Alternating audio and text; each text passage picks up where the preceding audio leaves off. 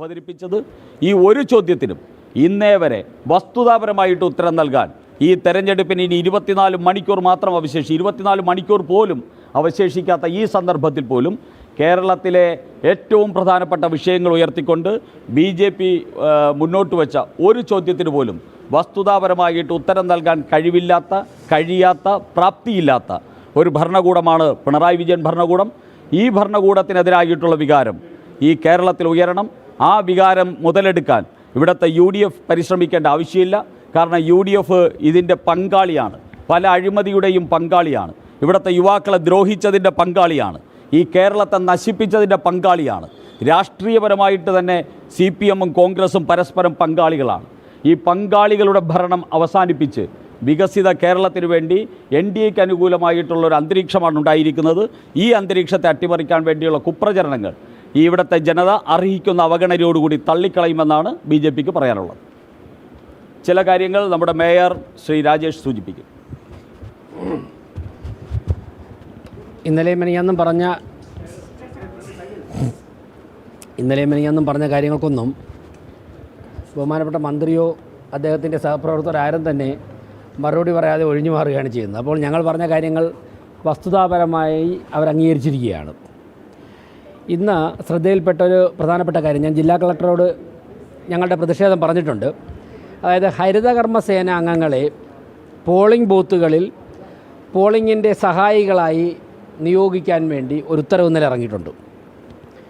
ആ ഉത്തരവ് പിൻവലിക്കണമെന്ന് ഞങ്ങൾ ആവശ്യപ്പെടുകയാണ്. ഞങ്ങളുടെ പ്രതിഷേധം ശക്തമായി രേഖപ്പെടുത്തുകയാണ്. കാരണം ഹരിതകർമ്മസേനാംഗങ്ങളെ കേരളത്തിലെ തദ്ദേശ സ്വയംഭരണ സ്ഥാപനങ്ങളിൽ പല വാർഡുകളിലും എടുത്തിരിക്കുന്നത് രാഷ്ട്രീയ പ്രേരിതമായിട്ടാണ്. ഇവരൊക്കെ തന്നെ അവരുടെ തൊഴിൽ കഴിഞ്ഞാലോ അല്ലെങ്കിൽ തൊഴിലിനിടയ്ക്കോ ശക്തമായി രാഷ്ട്രീയ പ്രവർത്തനം നടത്തുന്നവരാണ്. പ്രത്യേകിച്ച് തിരുവനന്തപുരം കോർപ്പറേഷനിൽ വർഷങ്ങളായി CPM കൗൺസിലർമാർ വച്ചിരുന്ന ഹരിതകർമ്മ സേനാംഗങ്ങളാണ് പല വാർഡുകളിലുള്ളത്. ഞങ്ങളുടെ ടേം വന്നിട്ട് അക്കാര്യങ്ങളിലേക്കൊക്കെ തന്നെ കോഡ് ഓഫ് കോണ്ടാക്റ്റ് ഉള്ളതുകൊണ്ട് കാര്യങ്ങളൊക്കെ പരിശോധന നടക്കുന്നതേ ഉള്ളൂ. അപ്പോൾ രാഷ്ട്രീയ പ്രവർത്തനത്തിന് വേണ്ടി മാത്രം നിയോഗിച്ചിട്ടുള്ള ഹരിതകർമ്മ സേനാംഗങ്ങൾ നിരവധി പേരുണ്ട്. അവരെയൊക്കെ തന്നെ തെരഞ്ഞെടുപ്പിന് സഹായികളായ ബൂത്തുകൾ നിയോഗിച്ചു കഴിഞ്ഞാൽ അവർ വലിയ പ്രതിസന്ധികൾ സൃഷ്ടിക്കും. കഴിഞ്ഞ തദ്ദേശ സ്വയംഭരണ സ്ഥാപന തെരഞ്ഞെടുപ്പിലും സംസ്ഥാന തെരഞ്ഞെടുപ്പ് കമ്മീഷൻ ഇത് നടപ്പിലാക്കിയിരുന്നു. പല വാർഡുകളിലും സംഘർഷമുണ്ടായി. ജില്ലാ കളക്ടറെ ശ്രദ്ധയിൽപ്പെട്ട സമയത്ത് തന്നെ സംഘർഷത്തിലേക്ക് ജില്ലാ ഭരണകൂടം തന്നെ തെരഞ്ഞെടുപ്പിനെ ഒരു സംഘർഷത്തിലേക്ക് നയിക്കുകയാണ് എന്നുള്ള രീതിയിൽ BJPയുടെ പ്രതിഷേധം അറിയിച്ചിട്ടുണ്ട്. ആ നിലപാടിൽ നിന്ന് പിന്മാറണം.